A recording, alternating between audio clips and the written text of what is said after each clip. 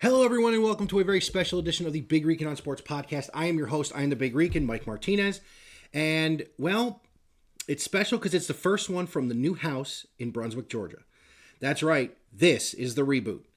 So Big Rican's going to take a little bit of a change now. It's going to be a once a month, mostly Mets-related podcast, but I'm going to sprinkle in some of my other teams I root for. This will not be all-encompassing. That's what we got the Wise Guys once a week for. It is Saturday, February the 24th, and we will be coming to you live tonight at 8 p.m. To discuss many things outside of what I'm going to talk about now. So really what I'm going to talk about now is I want to get into what the 2023 Mets were. I want to talk about the offseason that had a lot of people scratching their heads, including me, and I want to talk about what I think 2024 is going to be. The episode for the month of March will be my full 2024 New York Mets preview, as we'll have the roster basically down to pretty close to the 40-man and definitely the 26-man that the Mets will go north with to open the season at the end of the month. So let's talk about 2023, and let's talk about a season that started with a lot of promise until March, when Edwin Diaz tore his patella tendon and was sidelined for the entire season during the World Baseball Classic. Here's why that one killed me. Because immediately you knew the Mets were not going to be what they were projected to be, which was, again, one of the top teams in the National League. Coming off a 101-win season when they finished in a flat-footed tie with the Atlanta Braves and missed out on being the 2 seed in the playoffs because they played 10 of the 19 games in Atlanta. That's why they ended up in the 2 seed. They played 10 of 19 games in Atlanta. So coming off of that season, the Mets had a lot of things to look forward to. The loss of Jacob deGrom was a big hit in that offseason, but to replace Jacob deGrom with the American League Cy Young Award winner and Justin Verlander really did take some of the pain away. But the season seemed star-crossed after the Edwin Diaz injury. Verlander didn't pitch until really late April, early May. Max Scherzer was never what Max Scherzer was pre-injury starts in 2022. And really the Met rotation was carried by rookie Kodai Senga, who in any other year wins the Rookie of the Year award with 200-plus strikeouts, a sub-3 ERA, led the team in wins, but Corbin Carroll was insanity last year. So here we are, excuse me, going through the motions of a 75-win season when the Mets did something I never thought they would do during the Steve Cohen era, and that is they had a full-on fire sale. Justin Verlander and Max Scherzer were both traded for high prospects from both the Texas Rangers and the Houston Astros, respectively. Mark Canha was sent away for a very good prospect. Eduardo Escobar was traded for a decent prospect. Tommy Pham, the same. Excuse me. So the Mets went into full rebuild mode and let some of these younger players play a lot more too. Francisco Alvarez became the everyday catcher. Brett Beatty was just about the everyday third baseman, and Ronnie Mauricio came out and was taking a lot of at-bats away from Jeff McNeil toward the end of the year and contributing well after the roster expanded at the end of the season. So what did we look forward to for 2024? Well, we look forward to a full year of Ronnie Mauricio playing either up the middle with Francisco Lindor or at third base, spelling Brett Beatty and maybe even moving Beatty to the outfield, leaving Mark Vientos as a DH or having Beatty and Vientos back-to-back each other as a DH platoon. And then winter ball happened, and Mauricio was lost for the season to a torn ACL. Now, a lot of people would say, why is he playing winter ball? You've got to remember something. These guys played ball year-round their whole lives. That's what they do. They play baseball. It's not just professional sports and Major League Baseball are not just a profession, Anthony Rendon, you ass. Major League Baseball is a passion. Any professional athlete, you have to have a passion for that sport that transcends what you're going to do in your life for that period of time. Because if you think about it, the longest tenured Met in history is Ed Kranepool. It was 17 years. Ed Kranepool's still alive today. 17 years to a life that long isn't a big amount of time. So what do? You play baseball. Mauricio got hurt playing baseball. Can't get too mad at him. The kid's going to be a dynamite piece of this organization moving forward. It did open a door for us to see Luis Angel Acuna, who is the younger brother of Ronald Acuna Jr., who plays 4 hours north of me here in Atlanta, to have a chance at being the everyday second baseman probably comes second half. So what do the Mets do? What else did the Mets do this offseason? They did a couple things I really liked. They brought in Harrison Bader to start out being the everyday center fielder. Doing that and moving Brandon Nimmo to left, who was playing a phenomenal center field, makes you keep Jeff McNeil at second base, where him and Francisco Lindor, in the first 2 years that Lindor was here, formed a very good bond and were playing very good defense up the middle. You move Nimmo to left, you move Bader to center, and of course right field is Starling Marte, who last year was injured most of the year. So hopefully Starling Marte can have a better season, and he says he can play 170 games. The biggest addition is Edwin Diaz. You get Edwin Diaz back, and now the back end of your bullpen is solidified. They did a couple of nice moves, adding Jake Dykman from Tampa Bay. They added Fujinami from Baltimore. 2 hard-throwing, 1 lefty, 1 righty, to go with Brooks Raley, who was very good last year, and brought back Adam Ottavino on a 1-year contract when he said he wanted to stay. What the Mets did in the rotation is what's going to pace them for the entire season, especially now with Kodai Senga is going to start the season on the IL, disabled list no more, injured list now. On the IL with a strain in the posterior capsule in his shoulder. What does that mean? Well, that means he basically has arm fatigue from going from Japan, pitching once a week, to pitching every 5th day in New York. Not unexpected with Japanese pitchers. It happened to all of them. And all of them, unfortunately, have had Tommy John. Shohei Ohtani being the most recent one. The additions of Luis Severino and Sean Manaea were phenomenal additions, in my opinion. Now, hear me out, Met fans, whoever listens to this or watches it. Here's the thing about him. Manaea and Severino. As I get the cat out of the way. Sorry about the bouncing, but one of the cats was scratching himself on the table. Because I do Wise Guys from in there, and I do Big Rican from in here. Adding Severino and Manaea on 1-year prove-it deals, or prove-it deals like they have, I believe Severino's is 2 years, gives the Mets a quality of pitching arms at the major league level that gives them depth they did not have last year, which is what killed them. No depth after Verlander and Scherzer and Kodai Senga is what really killed the New York Mets last year. They retained David Peterson, who is going to be ready by midseason. Tyler McGill actually gets to start this afternoon in their spring training opener. So the Mets, for the first time in a few years, have some depth in the starting rotation where they're not going to have to rely on their one top-line guy to move on and get things done. As far as offensively goes, Francisco Lindor is coming off only the 4th 30-30 season for a shortstop in Major League Baseball history. Yes, that's right. 4 of them in the history of the game. Lindor did one last year with 30 homers, 30-plus stolen bases, and over 100 RBIs. Pete Alonso is going to anchor the center, the middle of that lineup with his 40-plus homers and 125 to 135 RBIs.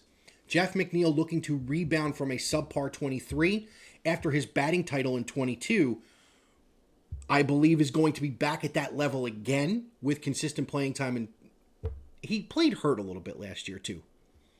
But the big question mark is going to be the young kids. The Mark Vientos, the Brett Beatty, the Francisco Alvarez. Alvarez proved himself to be a good catcher last year when he was the preferred catcher of all the veteran pitchers that the Mets had on staff. Not Tomas Nido or Omar Narvaez, who they had brought in camp to start in Narvaez, but Francisco Alvarez. And then dudes hitting bombs left, right, and center, hitting 25 home runs, setting a record for Mets rookie catchers. Beatty is going to go into this season, I believe, as the everyday third baseman, which is smart. If they platoon him, it will be with Mark Vientos, which, again, not having Mauricio out there takes a bat and a dynamic player out of a lineup that now isn't as long as it used to be. You don't know what you're going to get out of Marte. You're going to get speed, but is he going to be able to hit 250 out of Harrison Bader? Brandon Nimmo had 24 home runs last year out of the leadoff spot. You're probably going to have to move him down in the lineup. What are we going to get? Is McNeil going to get back to what he was? Can Lindor and Alonso repeat their performances of 2023 in being the all-star caliber, Lindor the Gold Glove caliber, and Pete the Silver Slugger winner, as was Lindor, well, Silver Slugger caliber, as Matt Olson of the Braves won that. How far is this team going to get?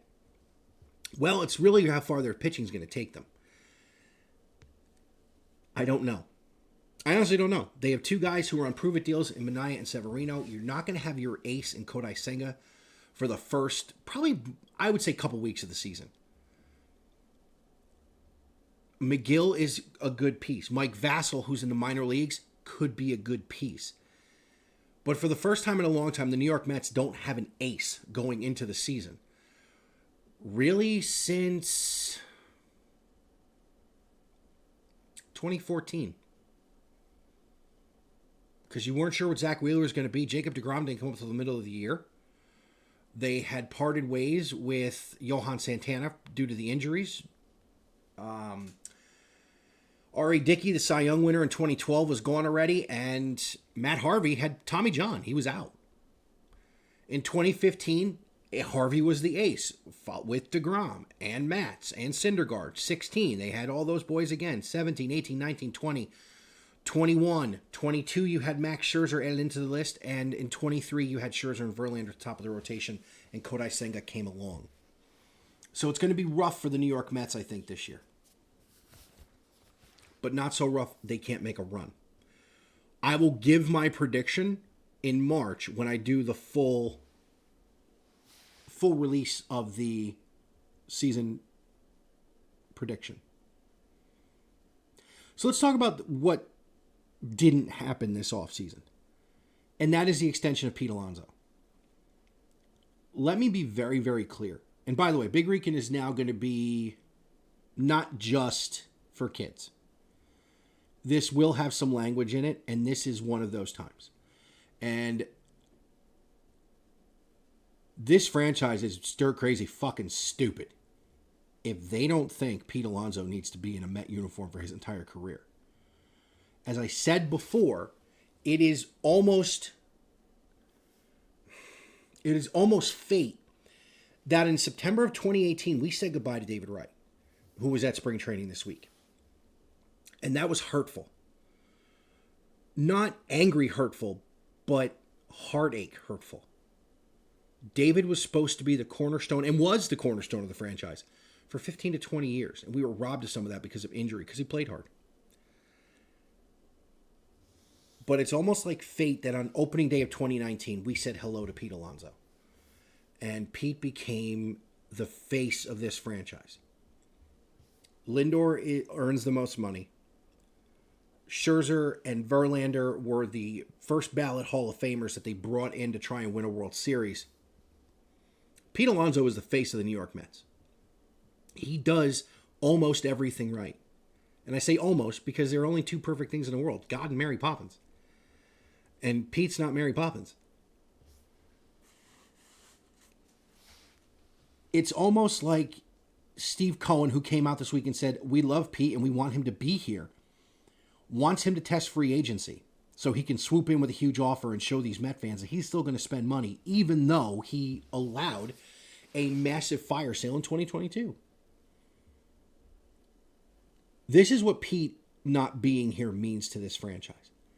It means that you will go into a 2025 season having locked up homegrown players like Brandon Nimmo, like Jeff McNeil, apparently like Francisco Alvarez, who they're looking to lock up now. But the guy who is the greatest home run hitter as a rookie in the history of Major League Baseball doesn't get a contract. The guy who has bled orange and blue for a lot longer than just Mets fans understand. The guy went to the University of Florida. He's been wearing orange and blue since he was 18 years old.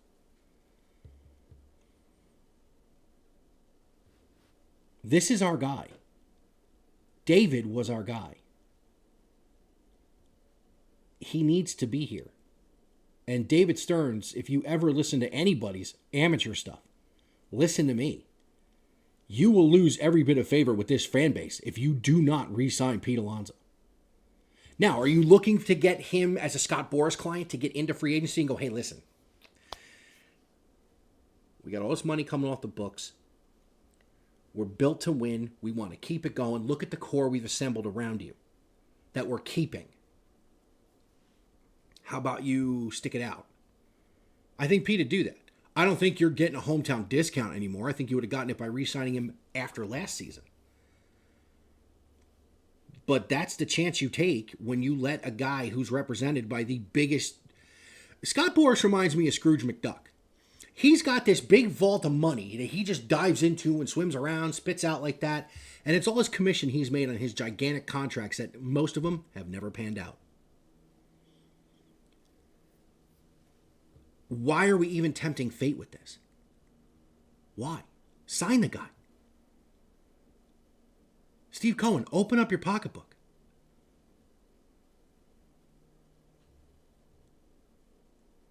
$9 years, $270. With the DH now in the National League, he can move. And he can hit. And that's all he's got to do. Is hit the baseball.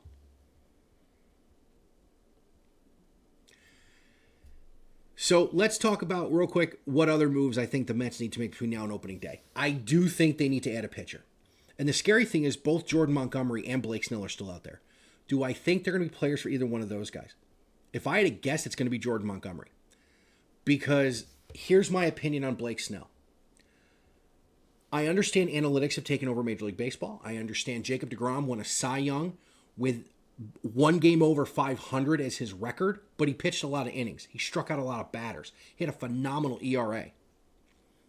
Blake Snell averages less than 6 innings pitched a game and won a Cy Young for a team that was terrible. Jordan Montgomery has gone to the playoffs the last 2 years and proven it, culminating in a World Series ring with the Texas Rangers. So if I'm the Mets, I'm going after Jordan Montgomery. Signing a bat. I don't know. JD Martinez is still out there. He would be your DH. Then you would be basically roped into a full platoon role at third base for Mark Vientos and Brett Beatty. I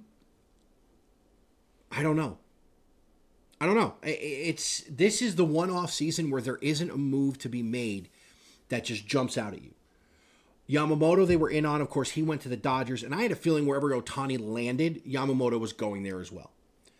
Of course, Ohtani lands with the Dodgers with the Bobby Bonilla contract on steroids. I'm going to say this right now. No one ever disrespect my franchise again and bring up Bobby Bonilla on Bobby Bonilla Day, because I'll start sending out the tweets about how much the Dodgers are going to be paying between Mookie Betts, Freddie Freeman, and Shohei Ohtani come in the next several years. If I'm a GM, or if I'm David Stearns, I would take a shot on JD Martinez for a year. Throw him in the DH role. He can hit both right-handed and left-handed pitching. You don't have to platoon it. Platoon at third base. Let Brett Beatty play against all the righties. Let Mark Vientos play against all the lefties. Because next year, guys, if they don't show out this year and make the Mets move Jeff McNeil to the outfield full-time, he's going to play. Ronnie Maurice is going to play third base. He's going to play every day because he's a switch hitter. Beatty and Vientos are basically on one-year deals right now trying to prove it. And the other reason they need to prove it is I really think Luis Angel Acuna is going to be ready next year. Both offensively and defensively. So it's going to be an interesting season for the Mets in 2024. This could be one of those transition years, much like 1983, 1999, 2005. The difference is in 99 they made the playoffs. 84, 40 years ago, was the Dwight Gooden first year of Keith Hernandez, first full season of Darryl Strawberry season, and this team took off, where they never finished lower than second from 84 through 1990. And the thing is, with the way the National League East is currently set up, they're going to finish second at best. Atlanta is too good. Now, injuries happen. Is Acuna going to steal 70 bags again? Is Olsen going to hit 50 bombs again? Are they going to get the same production out of Orlando Arcia? Is Austin Riley going to stay consistent? Is Michael, the center fielder, the one who won Rookie of the Year 2 years ago, is he going to stay consistent? All these things could change. I don't see them changing, but they all could. So really what the Mets need to do is they need to figure out a way to get in the dance, because as proven in the last couple of years, as long as you get in the dance, you can get there. The last two National League champions were one of the final teams to get in each time. Arizona was the final team to get in. I'm pretty sure the Phillies were. No, San Diego was. The Phillies were the second to last team to get in. Phillies went to the LCS last year and the World Series 2 years ago. Arizona got in, went to the World Series by beating the Phillies.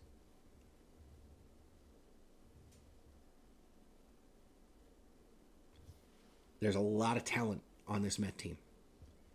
They all seem to be pulling in the same direction. And under a rookie manager, that's what you need. And he very tellingly, the only change in the New York Mets coaching staff was the manager.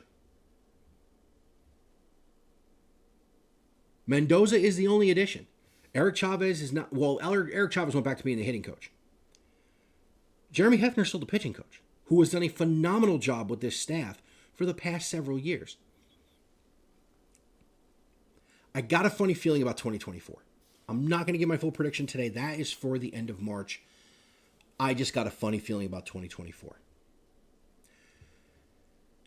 So as I wrap this episode up, it wasn't going to be a long one. I'm just getting back into doing single content, and I got to get ready for tonight because Jim and I got a big show for you tonight.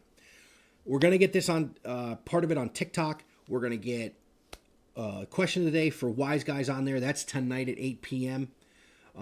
Steph and Bobby are away. They went to my in-laws' house in Palm Coast, which is why we're going at 8 o'clock and not 9. I don't have to put Bobby to sleep. I need a nap, though.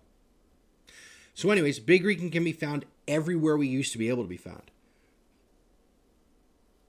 Google. Now on YouTube Music. Amazon, Pocket Cast, Radio Public, the whole nine. Anchor is now Spotify. So when I upload this, hopefully the RSS feed still works right. I can get this out to you guys today. Last but not least on this Mets team. I was talking to John this morning, Sporting Sith, who does the shows with Jim and I, and him and I are going to get into College Football 25 when it comes out in July. But we were talking about the trade that was made 3 years ago for Francisco Lindor. And I have never seen a trade be win-win for two teams like this. Andres Gimenez has turned into exactly what I thought Andres Gimenez was going to be, and I'm kind of pissed that he wasn't a Met, that he had to be in that deal. Because he earned his big contract, and he's earned his all-star spot. Lindor has been everything, outside of the what I call the Carlos Beltran year, has been phenomenal. Absolutely phenomenal. 30 home runs and 100 RBIs 2 years ago, 30 home runs, 30 stolen bases, 98 RBIs last year. And he's played Gold Glove defense every single minute he's been here. But the fact remains, this is Pete Alonso's team. This is the move the New York Mets need to make if they want any shot at competing, at having credibility, in my opinion, and at keeping the fan base happy. As garbage as the teams were at one point in time, we loved that Sandy Alderson made the Wilpons open the checkbook for David Wright. We loved it. He stayed home. He stayed for us. I think Pete will stay for us too.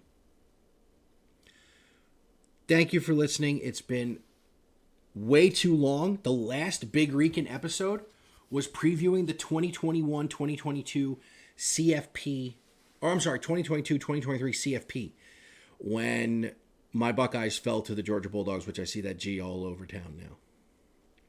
That's what I get for moving to Southern Georgia. I will see you guys sometime in the month of March. In the meantime, at 1 o'clock, I'll hear the saxophone. About 1:30, we'll hear Keith Hernandez, Gary Cohen, and Ron Darling on the call, along with Daniel Murphy.